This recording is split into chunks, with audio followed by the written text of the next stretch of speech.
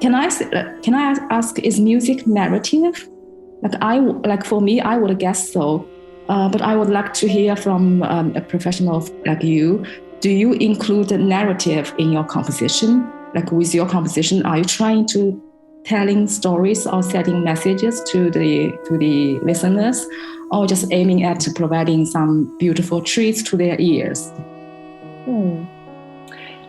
So tell me more about what you believe narrative to be for you.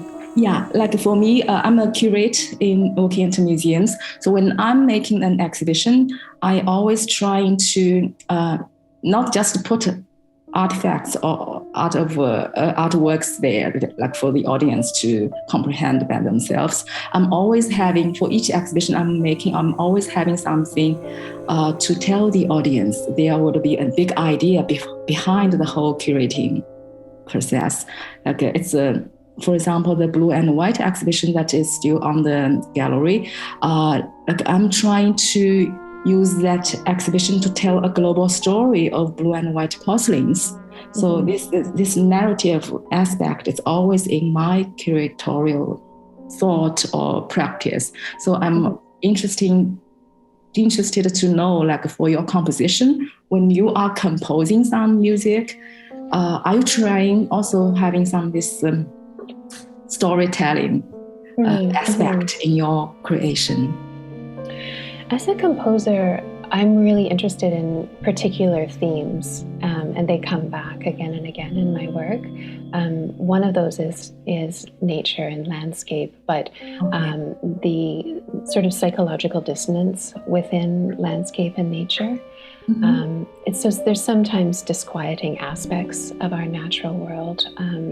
So, for example, I created a string quartet called Moths Drink the Tears of Sleeping Birds, which is this phenomenon that scientists discovered in Madagascar, where there would be, as birds sleep at night, these giant moths would settle on their eyes, and they would insert little proboscis into their eyes and drink their tears. And like this kind of an image is very, it's like this kind of micro horror that goes on in nature, but it shows also how these different elements of nature work together to be able to survive.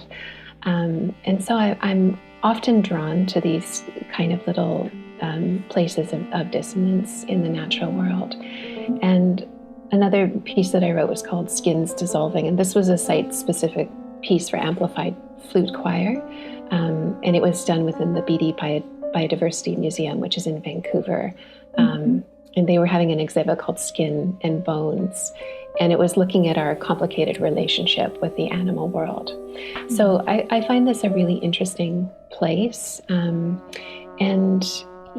it often informs the kinds of pieces that I'll write and the kinds of material that I'll work with in composition. So I suppose in a way that is my own personal narrative that then comes into my work, into the things I'm interested in.